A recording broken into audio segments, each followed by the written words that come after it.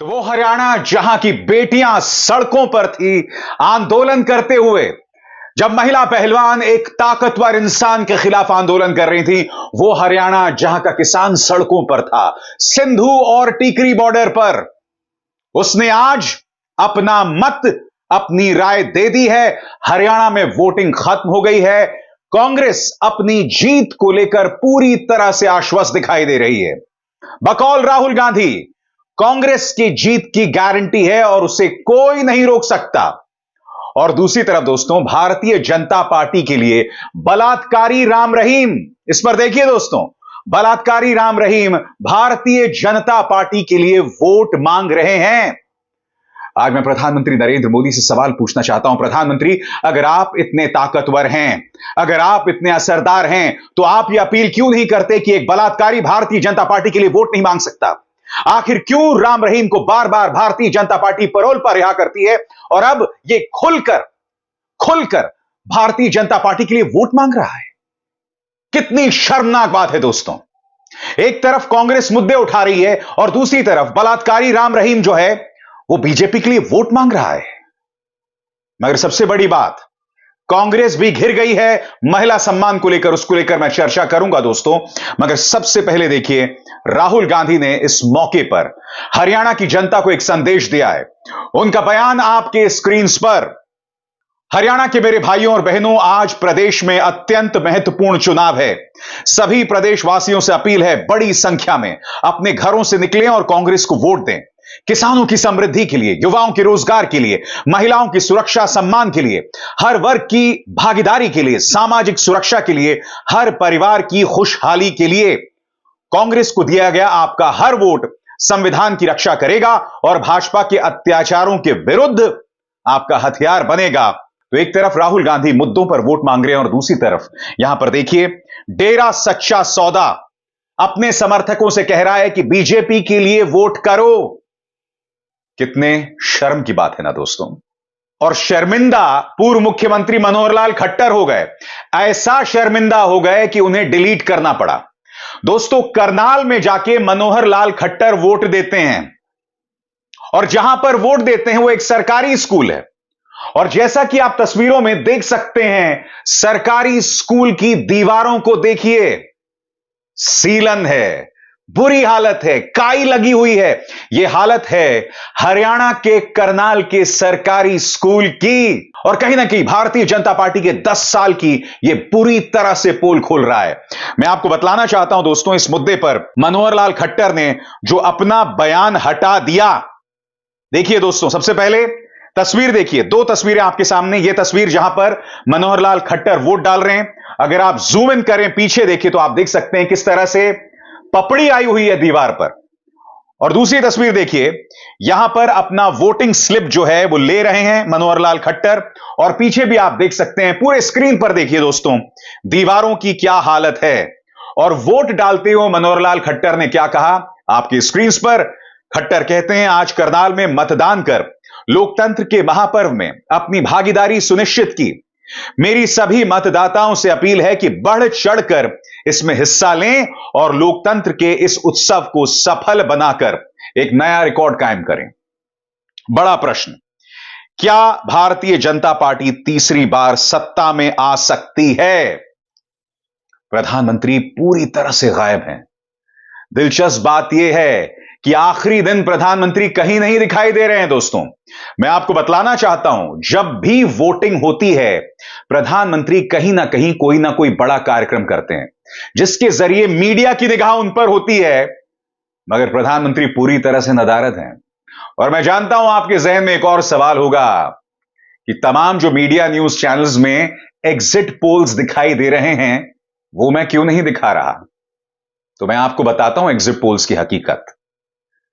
Axis माई India का प्रदीप गुप्ता फूट फूट कर रो रहा था, याद कीजिए, लोकसभा चुनावों के नतीजों वाले दिन। ये वो एग्जिट पोलस्टर्स हैं जिन्होंने भारतीय जनता पार्टी को 400 सीटें दी थी। ये हालत हो गई है इनकी। तो आपको लगता है कि मैं अपने प्लेटफॉर्म पर आपको एग्जिट पोल्स के नतीजे दिखाऊंगा? मुझे कुछ और नहीं है करने के लिए क्या? मैं वो वाहियात जुआ अपने प्लेटफॉर्म पर आपको दिखाऊंगा?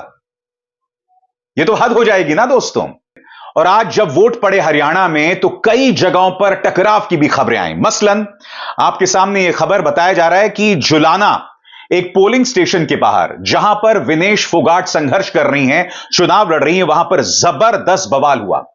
वोटर्स इस बात की शिकायत कर रहे हैं कि भारतीय जनता पार्टी का जो कैंडिडेट है उन्हें प्रेरित करने की कोशिश कर रहा है, उन पर असर डालने की कोशिश कर रहा है। यह तस्वीरें, यह वीडियो जो है वो सामने उभर कर आया है। इसके अलावा कई जगहों पर बूथ कैप्चरिंग की बात आ रही है, जैसा कि दैनिक भास्कर की यह खबर है। बताया जा रहा है कि विनेश फोगाट की सीट पर बूथ कैप्चरिंग की शिकायत, जैसा कि दैनिक भास्कर यहां पर कह रहा है। यह सवाल तो सीधे तौर पर चुनाव आयोग से है ना, कि आखिर क्या वजह है कि अब भी इतने बुरे हालात दिखाई दे रहे हैं। इन सवालों के जवाब तो चुनाव आयोग को देना पड़ेगा ना। और सबसे बड़ी बात, मैंने अभी कुछ ही देर पहले आपके सामने बीजेपी को एक्सपोज किया, यह कहते हुए कि भारतीय जनता पार्टी जो है वो बलात्कारी राम रहीम का सहारा ले रही है वोट हासिल करने के लिए। अब भारतीय जनता पार्टी ने यह वीडियो जो है वो वायरल किया है। दोस्तों, यह चुनाव प्रचार के दौरान का वीडियो है और इसमें आप देख सकते हैं दीपेंद्र हुड्डा मंच पर हैं और एक किसान नेता यहां पर दिखाई दे रही है। मैं जानबूझकर मैंने इनकी पहचान को छिपा दिया है। यह किसान नेता यहां पर खड़ी हुई हैं और फिर एक हाथ आता है और उनकी छाती को छूने की कोशिश करता है। भारतीय जनता पार्टी कह रही है कि खुलकर दीपेंद्र हुड्डा के सामने यह हो रहा है। बीजेपी इसे बहुत बड़ा मुद्दा बना रही है। दीपेंद्र हुड्डा इस पर पूरी तरह से खामोश हैं। एक भी बयान उन्होंने नहीं दिया। हालांकि कुमारी शैलजा ने कहा है कि मैंने उस किसान नेता से बात की है और उस किसान नेता का कहना है, बकौल शैलजा जी, उस किसान नेता का कहना है कि मेरे साथ उस मंच पर बहुत बदतमीजी हुई, मेरे साथ धक्का मुक्की हो रही थी, मुझे कोहनी से मारा जा रहा था और जैसा कि इस वीडियो में दिखाई दे रहा है दोस्तों, यहां पर कोई उनकी छाती को छूने की कोशिश कर रहा है। यह अस्वीकार्य है दोस्तों। और सबसे बड़ी बात, दीपेंद्र हुड्डा खामोश क्यों है भाई? एक मंच पे यह सब हो रहा है। अगर 8 तारीख को सत्ता परिवर्तन हो भी जाए, मगर अगर इस तरह से खुलेआम हरियाणा की महिलाओं के साथ बर्ताव होगा तो कौन बर्दाश्त करने वाला है बताइए? दीपेंद्र हुड्डा खामोश कैसे रह सकते हैं? कुमारी शैलजा भी इसलिए बोल रही हैं क्योंकि आप जानते हैं दोस्तों, हुड्डा और शैलजा दोनों में प्रतिस्पर्धा है, दोनों में एक किस्म की जंग चल रही है, क्योंकि अभी यह तय नहीं है कि अगला मुख्यमंत्री कौन होगा। हालांकि आप जानते हैं कि दीपेंद्र हुड्डा का दमखम साफ तौर पर दिखाई दे रहा है। बड़ा सवाल यह, अगर इस किसान नेता के साथ बदतमीजी की जा रही है, उनका यौन उत्पीड़न किया गया है, यौन शोषण किया गया है, तो किसने किया है और क्या कार्रवाई की जाएगी? मैं उम्मीद करता हूं कि इस महिला किसान नेता के साथ इंसाफ होगा अगर इनके साथ बदतमीजी हुई है, क्योंकि बकौल कुमारी शैलजा मंच पर उनके साथ बदतमीजी की जा रही थी, खुलकर मंच पर यह सब किया जा रहा था।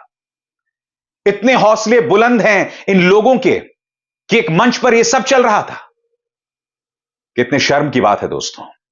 और राहुल गांधी और प्रियंका गांधी वाड्रा दोनों को इस मुद्दे पर बोलना चाहिए। वो खामोश नहीं रह सकते हैं, उन्हें बोलना पड़ेगा, क्योंकि आप किसानों की अस्मिता की बात करते हैं, आप महिला पहलवानों की अस्मिता की बात करते हैं, तो इस खबर पर आप खामोश नहीं रह सकते हैं।